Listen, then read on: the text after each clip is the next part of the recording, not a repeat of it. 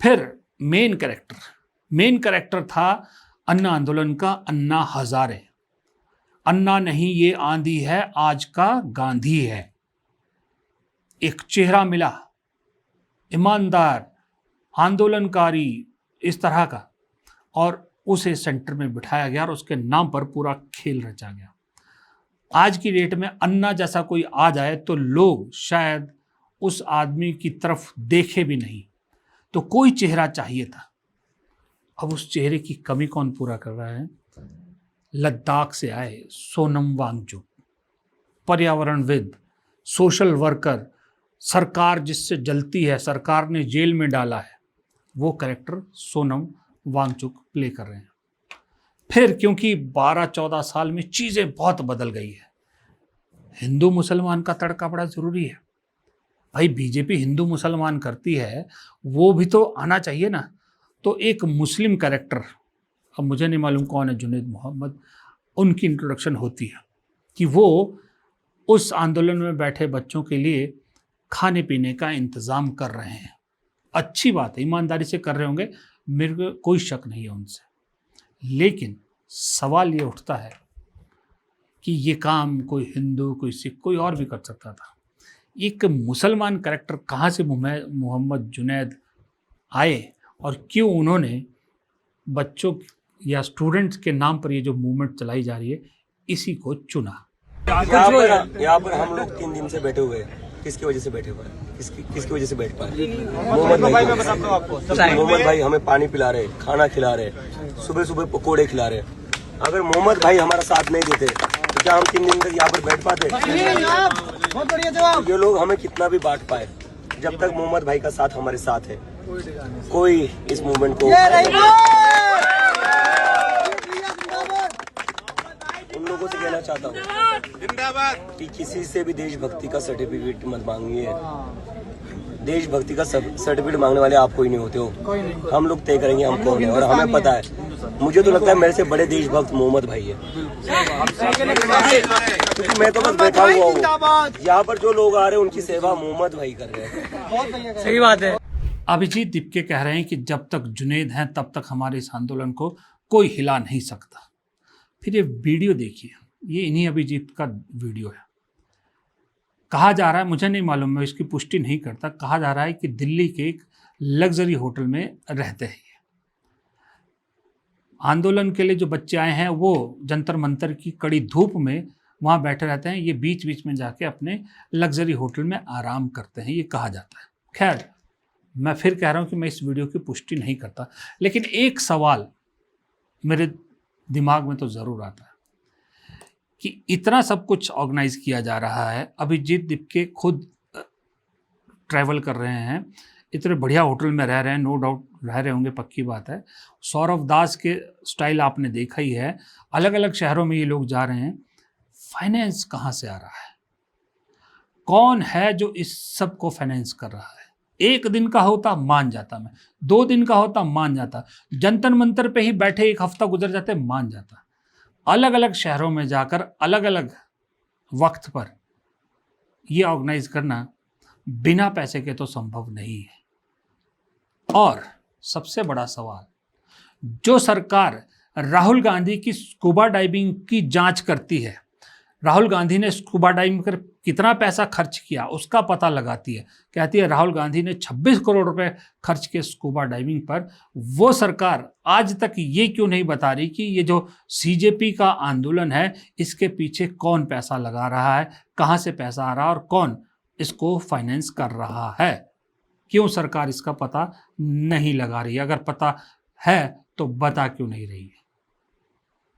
क्या A team की B team की बी टीम, या यूं कहे A team plus B team plus C team, तीनों मिलके खेल रहे हैं कि कहीं ये नीट और स्टूडेंट्स का मामला राहुल गांधी एक तरफा हवा ना ले जाए? वरना अगर ये सीजेपी वाले इतने ही सच्चे थे, इतने ही सब कुछ थे, अगर आप दूसरों के ट्वीट को, दूसरों की उसको रीट्वीट कर सकते हैं, उनको उनके समर्थन में धन्यवाद दे सकते हैं, तो जो एनएसयूआई कर रही है, जो राहुल गांधी ने अभी कोटा में जाकर स्टूडेंट से किया, उसकी तो सबसे पहले तारीफ की जानी चाहिए, क्योंकि राहुल गांधी ने वहाँ जो एक लाइन बोली कि मैं यहाँ पॉलिटिक्स नहीं करूँगा, ना कांग्रेस का नाम लूँगा, ना बीजेपी का नाम लूँगा, वो लाइन ही अपने आप में काफ़ी थी कि सीजेपी को राहुल गांधी के साथ खड़े हो जाने की। लेकिन कतई नहीं, एक शब्द नहीं उनके बारे में कहा जाता। तो ये बताता है कि A+B+C तीनों टीमें एक साथ मिलकर खेल रही हैं। ये कैसे कैरेक्टर बदले हैं, स्क्रिप्ट वही है। उस पे आने से पहले जरा ये तो बता दूं मैं आपको कि भांडाफोड़ कैसे हुआ। दरअसल दिल्ली में ये जो आंदोलन चल रहा है, भीड़ तो नाम मात्र की इसमें जुड़ रही है। वो मीडिया वाले ज़्यादा होते हैं, पुलिस वाले ज़्यादा होते हैं, लेकिन जो भीड़ आ रही है ना, उसमें भी स्टूडेंट कम है। आम आदमी पार्टी के और आम आदमी पार्टी की स्टूडेंट विंग के कार्यकर्ता ज़्यादा है। अब क्यों कह रहा हूँ कि मैं आम आदमी पार्टी का ही ये स्पॉन्सर्ड है, आप ये देखिए, ASAP आम आदमी पार्टी की स्टूडेंट विंग है। ये लोग वहाँ पर खाना पानी सप्लाई कर रहे हैं, बाकायदा वहाँ पर वॉलंटियरगिरी कर रहे हैं। दूसरा, एक लड़की का बयान सुनिए, ये भी ASAP की है शायद। वहाँ जा गई तो स्टूडेंट बन के थी, लेकिन केजरीवाल के लिए जो बोल गई, जो अपने सच्चाई बयां कर गई, उससे आपको एकदम से क्लियर हो जाएगा कि ये सारा स्पॉन्सर्ड अरविंद केजरीवाल या आम आदमी पार्टी की तरफ से है। आज दिल्ली में इलेक्शन हो जाए तो क्या लगता है, आएंगे फिर वापस केजरीवाल? हाथ जोड़ के उन्हें गोदी में उठा के सारे लेके जाएंगी जनता। ऐसी बात नहीं है, केजरीवाल जी ने बहुत अच्छा काम किया है दिल्ली में। और अभी रेखा गुप्ता जी के आने के बाद तो सबके नाक में दम हो रखा है। रोज खून के आंसू रो रही है दिल्ली, रोज इतनी गंदगी। और ये जो यमुना है एकदम कचरा हो गया है, हर जगह कचरा ही कचरा है, कोई सफाई नहीं है, कुछ नहीं है। ऊपर से कभी कुत्तों के पीछे पड़ जाती है, कभी गाय के पीछे पड़ जाती है, लोगों के घर तोड़ रहे हैं। तो ये ना बस लूट मचाते हैं, क्या इनका काम है, लूट मचा रहे हैं। जनता बेचारी बोली बाली उसको इमोशनल फूल बना देते हैं, वो बन जाती है, फिर पछताती। अब आम आदमी पार्टी के स्टूडेंट विंग अगर सच में स्टूडेंट के लिए लड़ना चाहती थी, तो भाई NSUI की तरह वो अलग से क्यों नहीं सड़क पर उतरती। जैसे NSUI भी तो स्टूडेंट विंग है ना कांग्रेस की, वो पूरे देश में प्रदर्शन कर रही है, तो ASAP क्यों नहीं कर रही?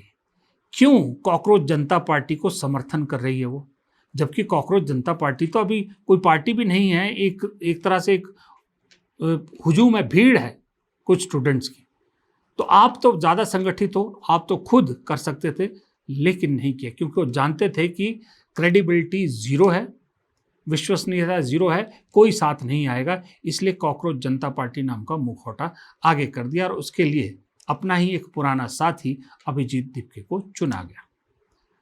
अब दूसरी बात, अब मैं आता हूं उस पर कि स्क्रिप्ट वही है, किरदार भी वही है, चेहरे कैसे बदले गए।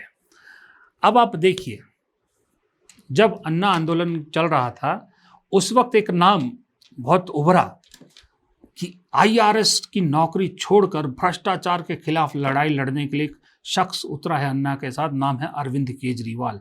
बिल्कुल आम आदमी, ढीली ढाली कमीज पहनने वाला, मफलर पहनने वाला, आम आदमी की टोपी पहनने वाला, कट्टर ईमानदार व्यक्ति। आज वो चेहरा बदलकर अभिजीत दीपके बना दिया गया है कि एक लड़का जो स्टूडेंट्स के हक की लड़ाई के लिए अपनी अमेरिका की अच्छी खासी नौकरी छोड़कर भारत आया है, स्टूडेंट्स के लिए लड़ना चाहता है, अपनी अच्छी खासी नौकरी और अच्छा खासा भविष्य दांव पर लगा कर आया है। फिर उसके बाद उस आंदोलन में एक और चेहरा था, मनीष सिसोदिया, पत्रकार, ईमानदारी के लिए पत्रकारिता छोड़ते हुए भ्रष्टाचार के खिलाफ लड़ने के लिए मैदान में उतरे हैं। यहाँ पर वो कैरेक्टर कौन है? सौरव दास, जो स्पोक्स पर्सन है, वो भी पत्रकार है। वो चेहरा उनसे रिप्लेस किया गया। सौरव दास की कहानी भी आपने सुनी होगी, देखा होगा कि पहले ही दिन जब बाकी जो लोग वहाँ जुटे थे वो बेचारे धूप में पानी के लिए तरस रहे थे, सब तरह थे, तो सौरव दास जी अपनी कोल्ड कॉफ़ी साथ लेके आए थे और एक नौकर हवा पंखा करने के लिए साथ थे। उसके बाद भी उनके बहुत से वीडियो आए हैं जब वो प्रेस क्लब में बैठकर शराब एंजॉय कर रहे हैं, सब कुछ कर रहे हैं। वो अलग चीज़ है, खैर वो उनकी पर्सनल लाइफ है, मैं उस पर नहीं जाऊँगा, लेकिन वायरल हुए थे। फिलहाल इस वीडियो में इतना ही। प्रदीप चौहान को दीजिए इजाज़त। नमस्कार।